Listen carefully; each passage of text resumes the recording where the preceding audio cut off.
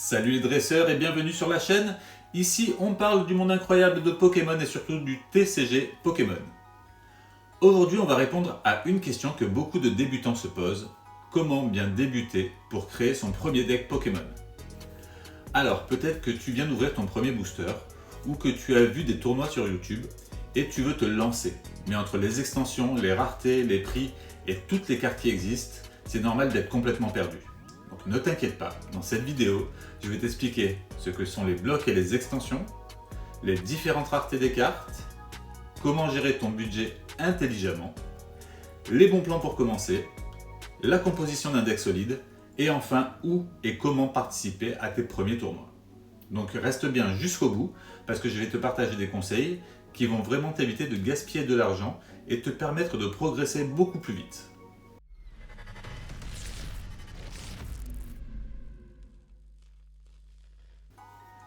Quand tu entres dans le TCG, la première chose à comprendre, c'est la notion de bloc et d'extension.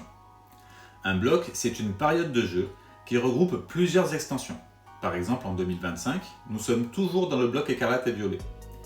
Chaque extension ajoute de nouvelles cartes, de nouveaux Pokémon X, de nouvelles mécaniques. Mais en tournoi officiel, on ne peut pas jouer toutes les cartes qui existent depuis 25 ans. Pokémon a mis en place une règle qu'on appelle la rotation. Chaque année, généralement au printemps, certaines extensions deviennent non jouables en format standard. Donc si tu veux participer à des tournois, tu dois vérifier quelles extensions sont encore valides.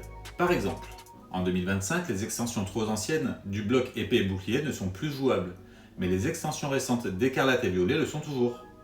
Ça veut dire que si tu veux investir dans des cartes aujourd'hui, il vaut mieux privilégier celles des extensions récentes, parce qu'elles sont toujours jouables, et plus longtemps. Et même si tu veux pas jouer en compétitif tout de suite, c'est un bon réflexe à avoir, ça évite d'acheter des cartes que tu ne pourras pas utiliser plus tard. Les raretés de cartes. Ensuite, parlons des raretés. Quand tu ouvres tes premiers boosters, tu vas avoir plein de symboles et d'effets brillants. Tu as des cartes communes, le petit rond, les peu communes, le losange, les rares, l'étoile, et après ça, un tas de versions spéciales. Holo, double rare, illustration spéciale, carte X, hyper rare, etc. Et là, beaucoup de débutants font une erreur, ils pensent qu'une carte est forte juste parce qu'elle est rare ou brillante. Complètement faux. Dans le TCG Pokémon, une carte brillante peut être totalement inutile en compétition, et à l'inverse, une petite carte dresseur commune peut être indispensable dans presque tous les decks compétitifs. Par exemple, des cartes comme Recherche professorale ou Super Bonbon existent depuis des années. Elles ne sont pas rares, mais elles sont hyper puissantes et quasiment obligatoires dans plein de decks. Donc retiens bien ça. La rareté, c'est surtout pour la collection. Pour jouer, ce qui compte, c'est la puissance stratégique de la carte. Budget et prix des cartes. Maintenant, parlons du nerf de la guerre, le budget. Beaucoup de joueurs débutants se ruinent en achetant des boosters. Pourquoi? Parce qu'ils espèrent trouver la bonne carte. Mais c'est totalement aléatoire. Un booster, ça coûte environ 7 € et il y a très peu de chances que tu tombes exactement sur les cartes dont tu as besoin. La solution la plus intelligente, c'est soit d'acheter un deck préconstruit Battle League, autour des 30-40 €, qui est déjà pensé pour être jouable directement, soit d'acheter des singles, c'est-à-dire des cartes à l'unité, directement auprès de tes revendeurs ou sur internet. Avec un budget de 50 €, tu peux construire un deck complet et compétitif. Avec ce même budget en booster, tu risques de n'avoir qu'un tas de cartes inutilisables. Donc mon conseil, garde des boosters pour la collection, le fun, mais si ton objectif c'est de jouer, pense toujours efficacité et stratégie. Les bons plans pour débuter. Alors, mes bons plans pour toi. En 1, commence avec un deck Battle League. Ce sont des decks conçus par Pokémon pour être équilibrés et te donner une vraie expérience de jeu. C'est le meilleur point de départ. En 2, inscris-toi dans une Pokémon League locale. C'est un rassemblement de joueurs dans une ville ou ta région. Tu peux y jouer gratuitement ou pour quelques euros, rencontrer des passionnés, apprendre les règles et surtout échanger des cartes. En 3, n'hésite pas à échanger, c'est la base du jeu. Plutôt que d'acheter quelques cartes qui te manquent, profite des échanges avec d'autres joueurs. En plus de ça, ça crée du lien dans ta communauté. Construire ton premier deck. Maintenant, parlons de la construction de ton premier deck. Un deck Pokémon, c'est toujours 60 cartes. Pas plus, pas moins. En général, une bonne base, c'est 15 à 20 Pokémon, 25 à 30 cartes dresseurs et 10 à 15 énergies. Pourquoi?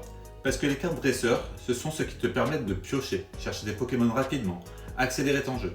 Sans elles, ton deck sera lent et inefficace. La règle d'or, c'est d'avoir une stratégie centrale. Choisis un Pokémon principal autour duquel ton deck est construit, par exemple un Pokémon X qui tape fort ou un Pokémon avec une capacité spéciale très utile. Ensuite, tu ajoutes ses évolutions, des Pokémon de soutien et les dresseurs qui vont booster cette stratégie. Par exemple, si tu construis un deck autour de Gardevoir X, tu vas vouloir beaucoup de Pokémon Psy, des cartes pour accélérer les énergies et des dresseurs qui t'aident à chercher rapidement tes Gardevoirs. Bref, ne fais pas un deck avec 10 Pokémon différents juste parce que tu les trouves cool, concentre-toi sur une vraie mécanique et optimise-la. Les tournois et les compétitions. Une fois ton deck prêt, tu peux participer à tes premiers tournois. Il y a plusieurs niveaux. La ligue locale, qui est parfaite pour débuter, rencontrer d'autres joueurs et tester ton deck dans une ambiance détendue. Ensuite, tu as les tournois régionaux, où le niveau monte. Et là, tu peux gagner des lots, des boosters et même des points de championnat.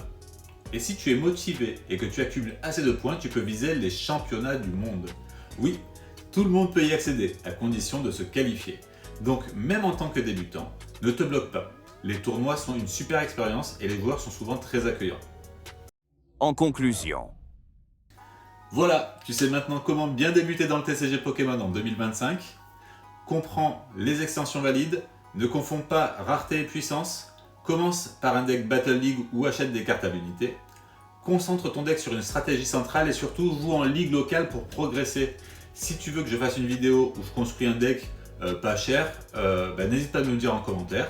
Et abonne-toi pour ne rien rater de mes prochaines vidéos Pokémon. A très vite les dresseurs, et comme toujours, attrapez-les tous. Ciao.